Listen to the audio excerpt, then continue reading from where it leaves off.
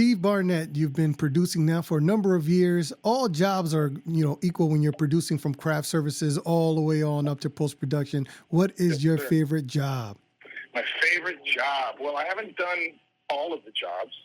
I've been a producer for about 25 years and worked my way up through the development ranks. So working on screenplays, working with writers and then filmmakers, and then transitioning into being on set producer, making sure that, from a production standpoint, we're providing the filmmaker everything they need to capture their vision. So, but I'm in agreement with you, man. I've made a lot of movies, and your movie will be good or bad based on the crew.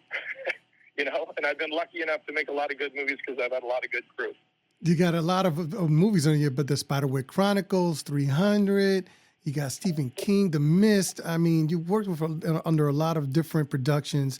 Do you prefer any kind of dramas versus action, or they're all the same love for you? No, I'm a fan of movies. I'm a fan of movies, all genres. But I do have a soft spot for films about our men and women in uniform. I have, I grew up on really great military films, starting all the way back to The Fighting Fitzgerald. You guys will have to Google that one. That's an old film about a group of brothers who are all on the same Navy ship when it gets bombed, and unfortunately, they all die. They put a law in place that prevents the military from taking all of these men, all of these brothers, and taking a whole family basically and putting them together. That was the rule in Saving Private Ryan. That's why they had to go get Private Ryan in that movie. So yeah, I've been a fan of these kinds of films my whole life. You said that you got 25 feature films under your belt. What is the secret to longevity in the business, my friend? Wow, that is the $1 million question. I have to tell you, there's really no right answer to this one. But I think for me, in fact, I was just talking to my wife about this last night. It takes a lot to do this. You oftentimes are away from your family for long stretches. So, I think for me, it's been my work ethic, and I got lucky that I married the right woman, and my kids are awesome, and I had a support group, a support at home that allowed me to go really, follow my dreams and do this. So I'm pretty grateful. You've been nominated for awards. What feels better, nominated for a major award or winning an award that no one's ever heard of? I mean, winning is always great, right? But, the best feeling is watching somebody watch your film, either as a producer or as the director. That's the greatest reward, is to see somebody jump when they're supposed to jump or laugh when they are supposed to laugh. I've been lucky enough to experience that a lot. And, man, I got to tell you, we just did a screening in New York last week. And I was nervous because it's only the third audience to see this movie. And all of that happened. They laughed in the right spots. They jumped in the right spots. It was a cool experience. Part of a producer is vision. I mean, you like to see it to come to fruition, but how important is it to see something that's not even there yet? In terms of your vision, I'm not sure what the question is. How do we say it again? Because when you see the final product and you see the reaction to it, how important is it, though, in the beginning stages to see something that hasn't even, been put to print or not even produced yet?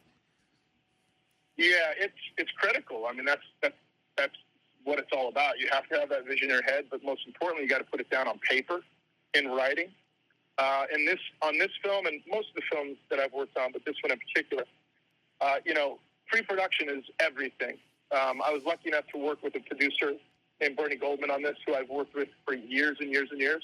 We did 300 together. We did Land of the Dead together. So we have a shorthand, and we think alike. So that allowed, and I trust him. So that allowed me to spend a lot of time doing research, doing visual research, showing camera work for other films and showing that to my actors, showing that to my DP, and really and my production designer, capturing my vision through using images either off the internet or out of other films.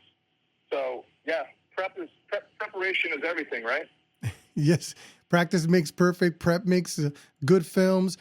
And also, you mentioned teamwork, and you're consistently working with certain individuals. How important are those relationships, and to keep those fresh, and when especially with the hectic creative process of making a film? I think it's critical. I think if you can create continuity in your life, on your creative life, I think it's just going to help you, because you have a shorthand and there's no learning curve. At least I know that I benefited from that on this film with Bernie Goldman. Again, we've worked together so closely for so long that it allowed me to focus 100% on the creative and let him handle all the production stuff. So yeah, I mean, in my situation, I've kind of lived my life like that, maintain those relationships, and there's gonna be challenges along the way. There's gonna be disagreements along the way, but those often result in a good product. So that's how it's been for me. Speaking of a good product, Valiant One is set in the backdrop with tensions with North and South Korea, pretty up to date in regards to the synopsis.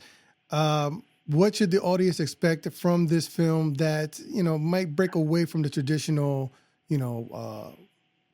military film?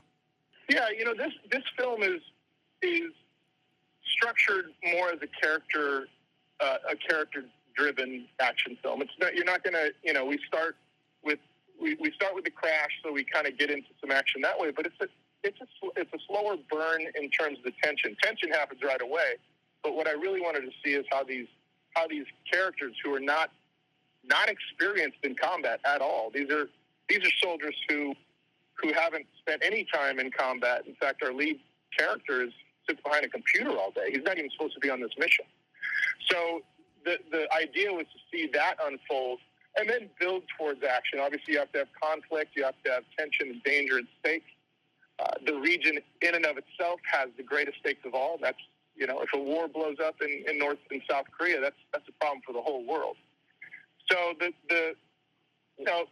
pressure is on these guys, and they need to step up. One of the things that was really important for me in terms of telling the story was dropping into a reluctant hero storyline, where a character who doesn't really want to lead learns how to be a leader.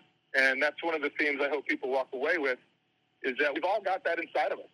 And, and I hope that everyone has a moment where they can lead or be a hero for the person next to them. All right. Thank you so much, Steve Barnett. Steve Barnett. Valiant One in theaters now. Thank you so much for your time. Thank you. Have a good day.